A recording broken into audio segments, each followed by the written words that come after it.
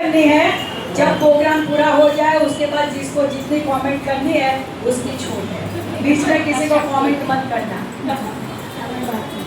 जो बेटा आ श्रावण महीनो आयो छे ने એટલે તને અને મિહિરને પૂન મળે ને એટલે મેં શ્રાવણ મહિનો કરવાનું નક્કી કર્યું છે। જો બેટા અમારી તો ઉંમર થઈ કારે ઉપર જતા રહીશું ખબર નહીં, પણ આ તને અને મારા છોકરાને પૂન મળે એટલે મેં શ્રાવણ મહિનો કરવાનું નક્કી કર્યું છે। એવું કરીને બેટા થોડું દૂધ બનાવી દે ને જરી કાજુ બદામ નાખીને તો કેવું થોડું પેટમાં અધર રહે। શું કે છે? કેળા લાવી છે એમ? કેટલા લાવી છે? ડઝન? અરે ડઝન કેળાએ બહુ થાય। તને તો ખબર છે કે મને કેળાને દૂધ બહુ ભાવે છે અને કેળાને દૂધ ખાઈએ તો થોડી પેટમાં ઠંડક રહે, એટલે હવે પછી જ્યારે જાય ને તો કેળા વધારે લાવજે। જો બેટા એવું કરીને મારા માટે મૂળિયાની અને બટાકાની સૂકી ભાજી બનાવી દેજે, તો કે એ ખાઈએ ને તો થોડું પેટ ભરેલું ભરેલું લાગે અને 4-5 વાગે પાછી ભૂખ લાગશે ને તો સાબુદાણાની ખીચડી બનાવી રાખજે, નાસ્તામાં ખાઈ લઈશ। અને પાછું રાતે ભૂખ લાગે તો ખીર બનાવજે, તો કેવું પેલું ખાઈને સૂવું ને તો રાતે મસ્ત ઊંઘ આવી જાય। જો બેટા આ તારી મમ્મીને તઈથી પેલા સાબુદાણાના પાપડ આયા છે ને તે થોડા તળજે, તો કેવું છે હું થોડા ખાઉં અને થોડા છોકરાઓ ખાય। મારી જોડે થોડો છોકરાઓ ખાય ને એટલે કીધું બેટા થોડા પાપડ તળજો।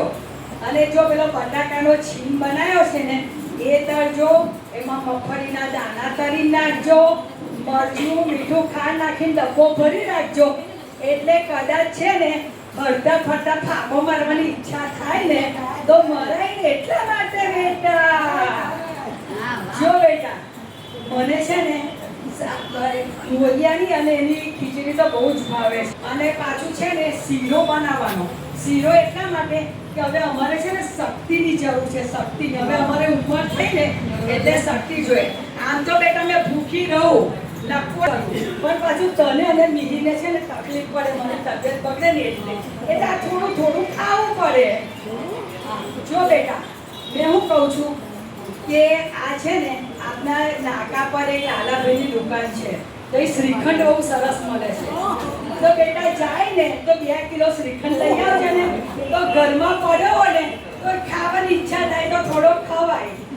જો બેટા હવે છે ને ફરારી છે ને, ફરારી તને ખબર છે?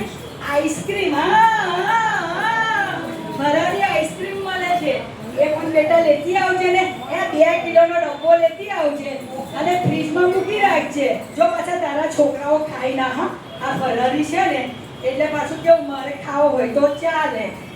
જો બેટા તને ખબર છે અત્યારે જ મને ખબર પડી હવે તો છે ને ફરારી પિઝા પણ મળે છે।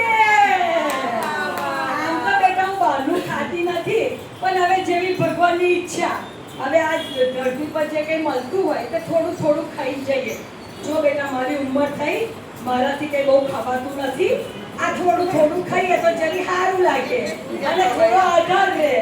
જય શ્રી કૃષ્ણ।